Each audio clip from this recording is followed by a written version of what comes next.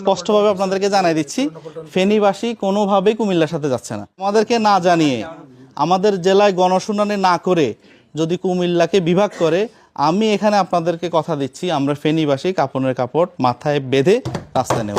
ইনশাআল্লাহ ঢাকা চট্টগ্রাম মহাসড়ক অবরোধ থাকবে এবং দাবি আদায় না হওয়া পর্যন্ত আমরা রাজপথে থাকব। গণশুনানি এখানে একটা ম্যান্ডেটরি বিষয়। একটি আপনি বিভাগে চিন্তা করবেন, আপনাকে অবশ্যই ওই জেলার মানুষের দ্বার প্রান্তে চাইতে হবে। ওই জেলার ডিসিকে প্রধান করে আপনাকে একটা গণশুনানির আয়োজন করতে হবে। সেখানে 5-10 হাজার মানুষ বলবে যে তারা কি চায়।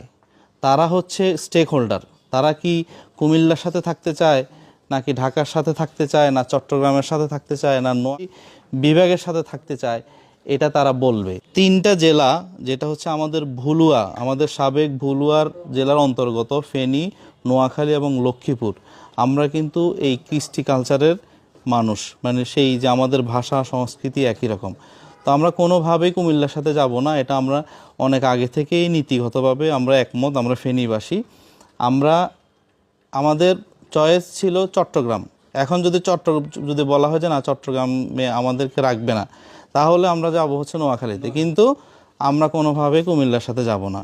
এখন আমাদের আসিফ ভাই যদি ওনার বাড়ি কুমিল্লাতে হয়ে উনি যদি বলে যে হ্যাঁ আমি কুমিল্লাকে বিভাগ করব, আসিফ ভাই সেটা করতেই পারেন।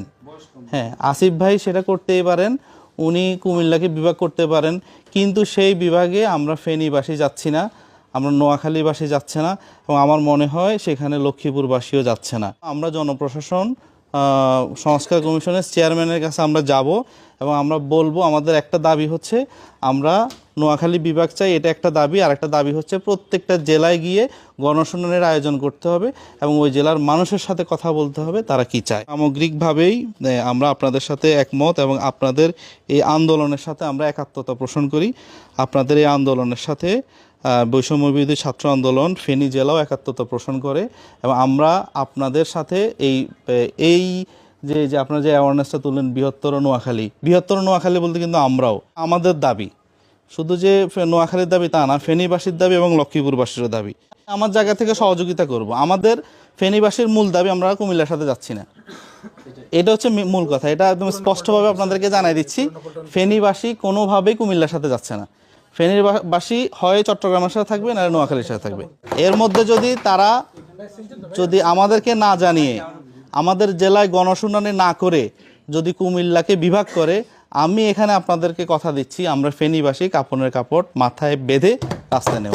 ইনশাআল্লাহ ঢাকা চট্টগ্রাম মহাসড়ক অবরোধ থাকবে এবং দাবি আদায় না হওয়া পর্যন্ত আমরা রাজপথে থাকবো।